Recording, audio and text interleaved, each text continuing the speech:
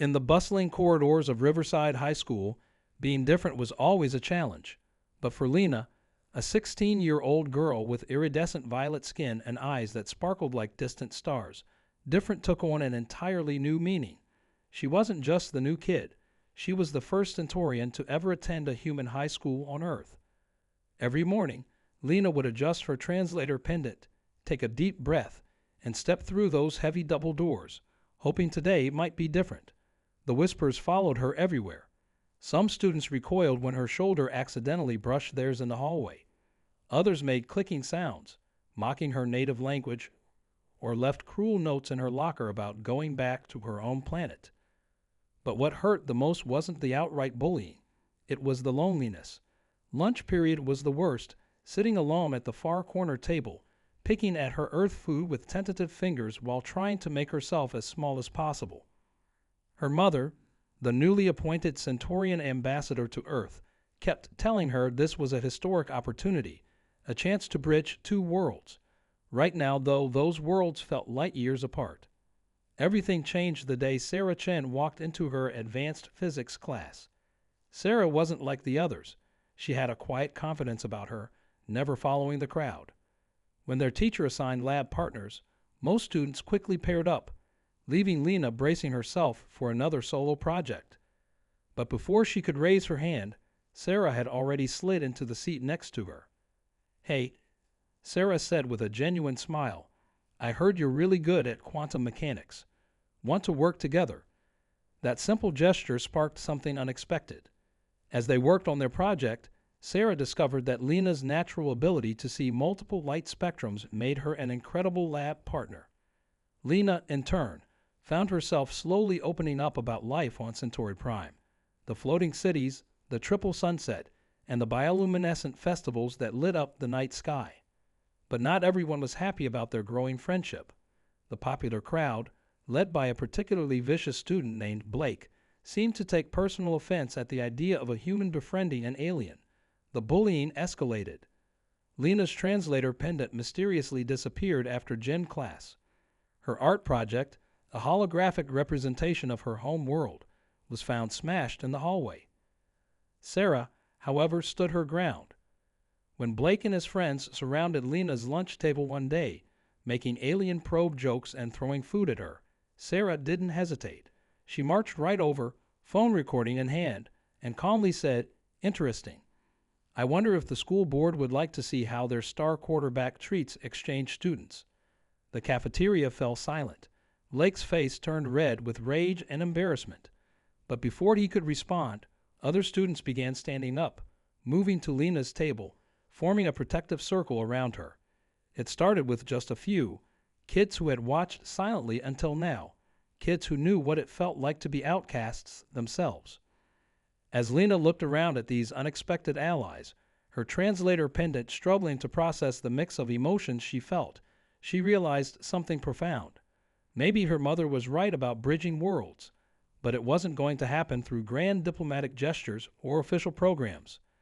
It would happen here, in small acts of kindness, in teenagers brave enough to stand up for what's right, in friendships that defied the boundaries of space and species. But what Lena didn't know was that this was just the beginning. The events set in motion that day in the cafeteria would ripple far beyond the walls of Riverside High, touching both Earth and Centauri Prime in ways no one could have predicted. That evening, as Lena sat in her family's temporary Earth residence, a modest suburban house chosen to help them blend in, she told her mother about the day's events. Ambassador Thea listened intently, her crystalline skin refracting the kitchen's soft lighting into tiny rainbows across the walls. Unlike most Centaurians who viewed Earth postings as a career setback, Thea had fought hard for this assignment, believing that their two species needed more than just formal diplomatic relations. "Sometimes the smallest ripples create the largest waves," her mother said, using an old Centaurian proverb that lost something in translation. But before she could elaborate, her comm device buzzed with an urgent message from the embassy. Lena watched her mother's expression shift from peaceful to concerned as she read the screen. The next day at school, things were different. Word of the cafeteria confrontation had spread, but not in the way anyone expected. Students who had never spoken to Lena before were now asking questions about Centauri Prime. In art class, a shy girl named Riley asked if Lena would teach her some Centaurian characters for a calligraphy project. During history, the teacher invited her to share how her people recorded their own past through bioluminescent cave paintings. But Sarah seemed distracted. Between classes, Lena caught her friend having intense whispered conversations with her father on the phone. Sarah's dad worked at the local observatory, and from the fragments Lena overheard, something unusual was happening with the deep space signals they monitored. During lunch, Sarah finally confided in Lena. Dad's been tracking some weird anomalies, she explained, keeping her voice low. They started around the same time your family arrived on Earth. He thinks someone might be following you. The revelation hit Lena like a gravity wave. She knew her mother's assignment wasn't just about cultural exchange. There had been opposition back home. Traditionalists who believed Earth humans weren't ready for closer relations with Centauri Prime. Some had even threatened to sabotage the diplomatic mission. Blake, who had been unusually quiet since the cafeteria incident, chose that moment to walk past their table. But instead of his usual sneer, he looked troubled, almost guilty. He glanced at Lena, opened his mouth as if to say something, then hurried away. After school, Sarah invited Lena to visit the observatory where her father worked.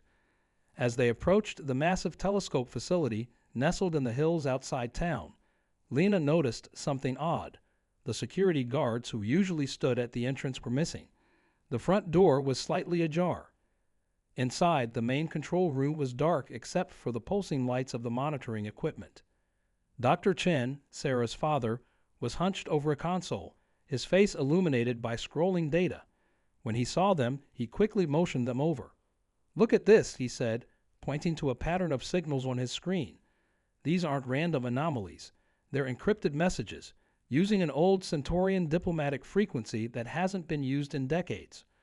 Lena's translator pendant suddenly felt heavy against her chest.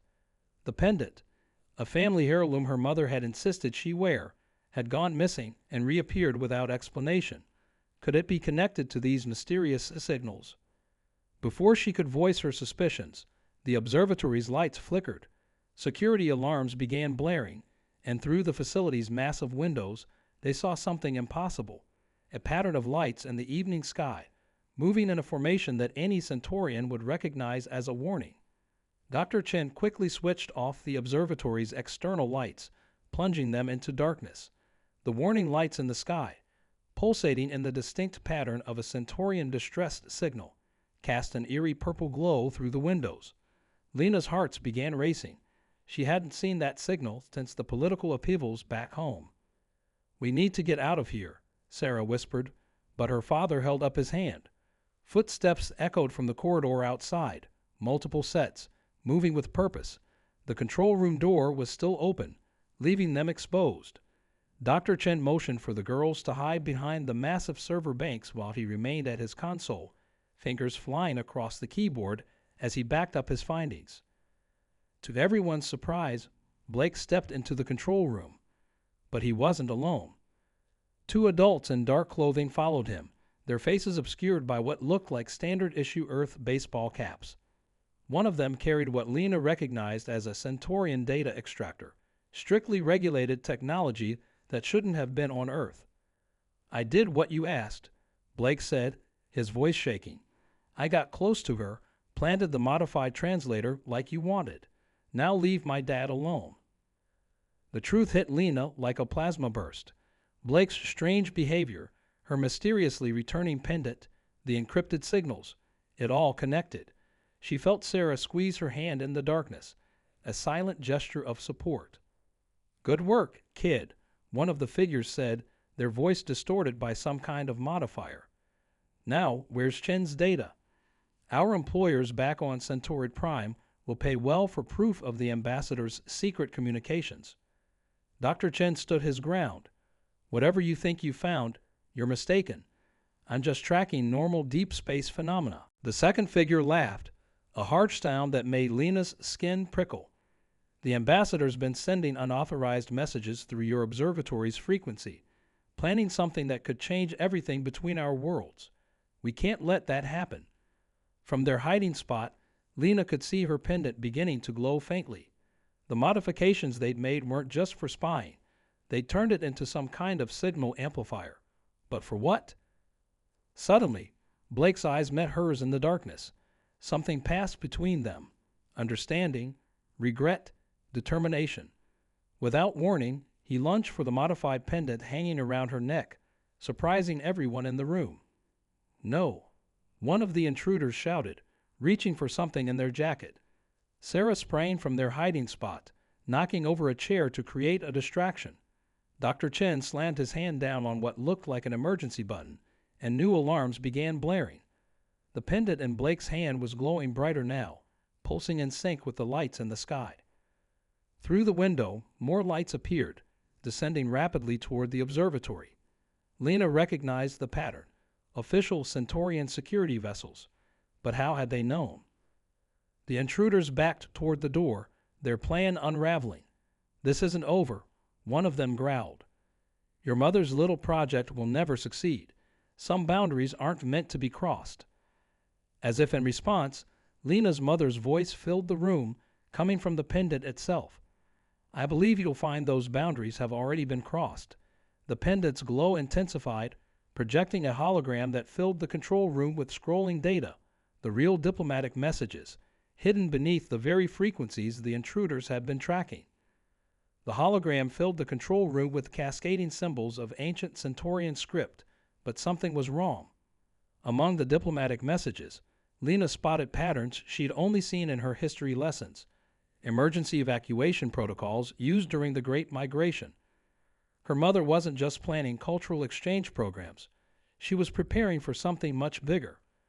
"Those aren't diplomatic codes," one of the intruders said, their voice tinged with disbelief. That's a refugee protocol." The figure reached up and removed their cap, revealing features that marked them as a high-ranking member of the Centaurian Security Council. "Ambassador Thea is planning to bring them here. All of them." The second intruder cursed in perfect Centaurian. "The solar flares. They're getting worse back home, aren't they? The shields around our cities are failing." Lena's mind raced. The triple suns of Centauri Prime had been increasingly unstable, but the official reports always claimed the protective shields would hold. She turned to Blake, who still clutched the glowing pendant. "Your dad, he works in the Earth's Environmental Protection Agency, doesn't he?" Blake nodded slowly. "They threatened to expose his research about Earth's atmospheric adaptation capabilities. I didn't know what it meant until now." His voice cracked. "They said they were just trying to protect Earth from alien influence. I believed them." Sarah stepped forward, her eyes wide with realization. "That's why your dad's been monitoring those specific frequencies," she said to Dr. Chen.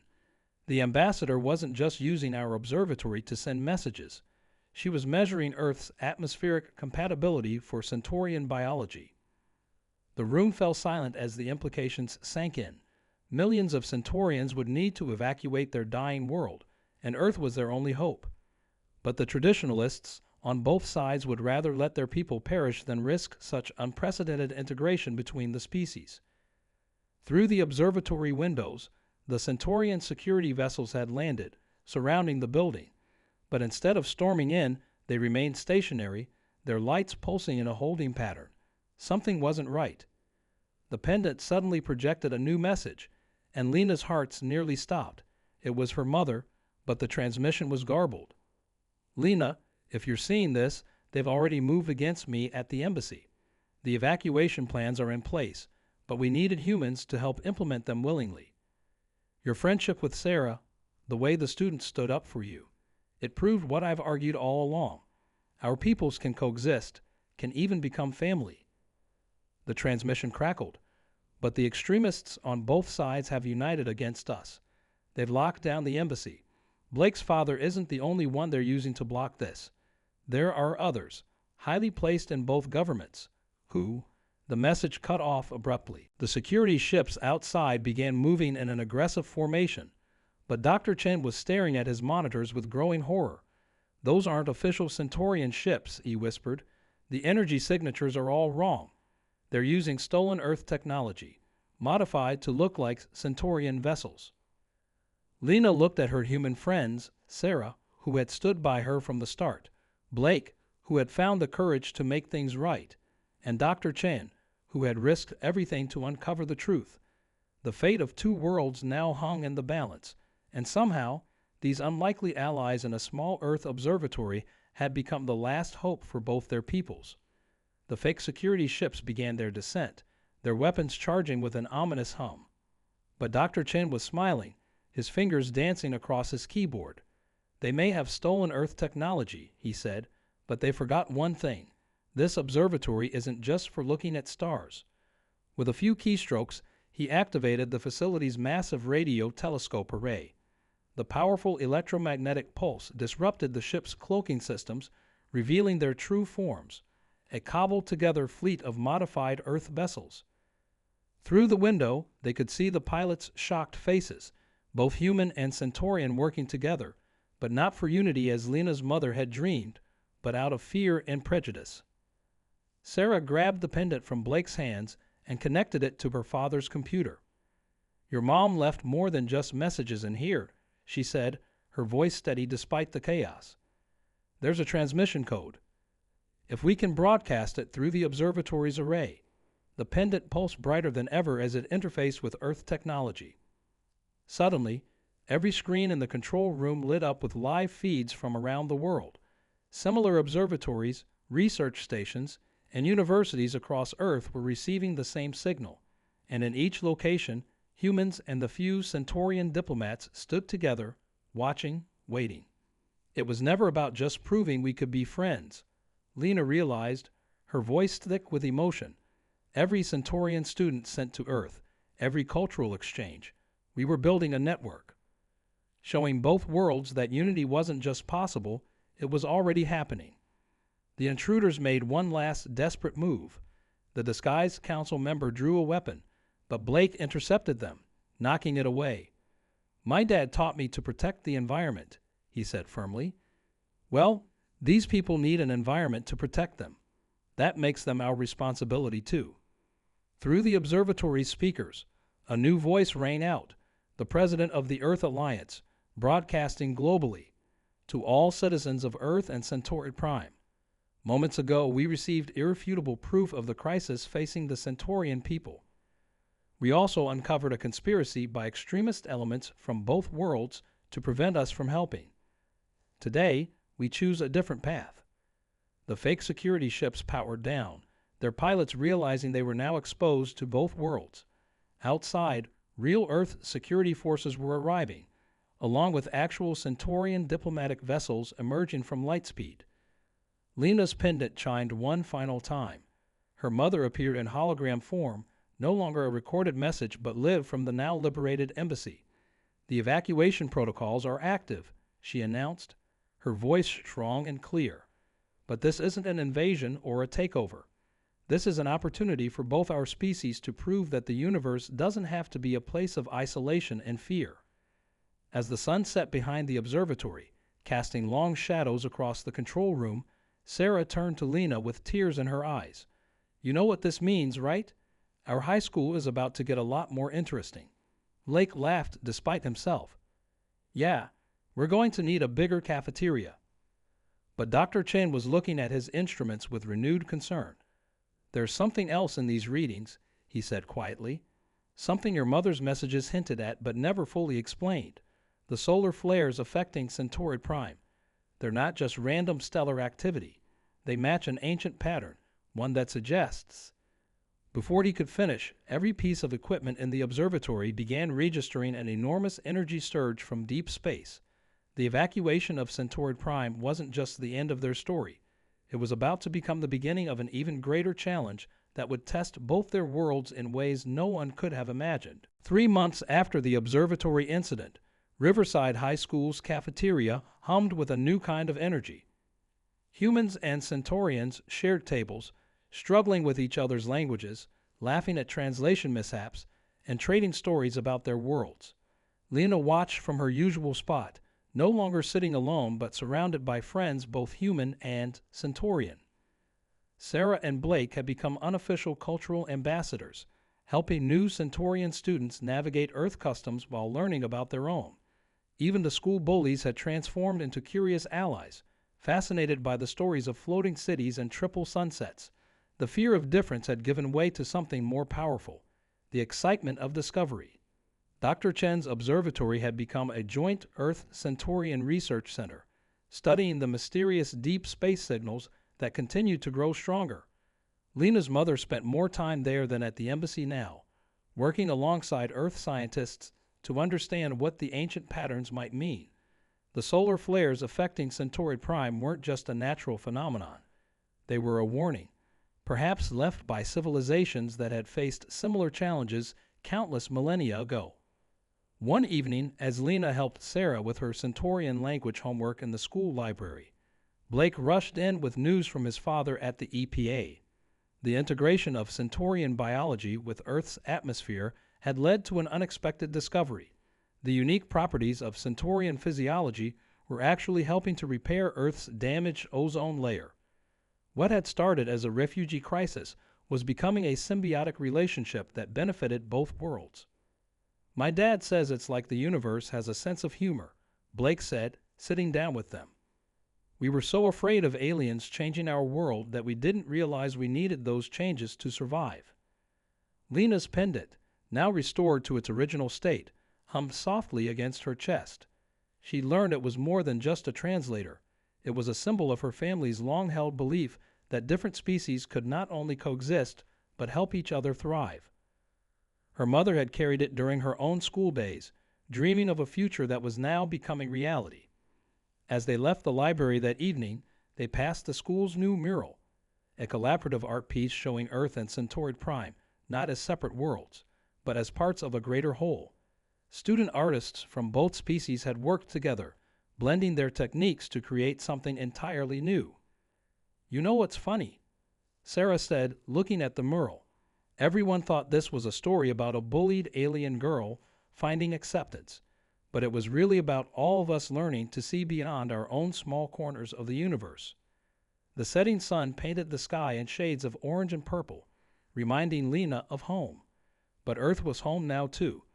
As she watched humans and Centaurians walking together, sharing stories and dreams, she realized that true friendship didn't just cross boundaries, it erased them.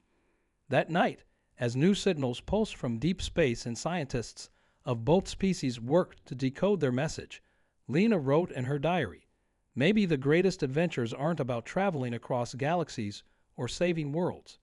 Maybe they're about the courage to reach across the cafeteria table and say hello to someone different. Because sometimes the smallest acts of kindness can ripple across the universe in ways we never imagined." The next morning, as Lena walked into Riverside High, she smiled at the sight of new Centaurian students arriving for their first day. They looked nervous, adjusting their translators, clutching their Earth textbooks. But they had nothing to fear. After all, she and her friends had already shown that in the vast expanse of space, the strongest force wasn't gravity or solar flares, it was the simple power of unexpected friendship.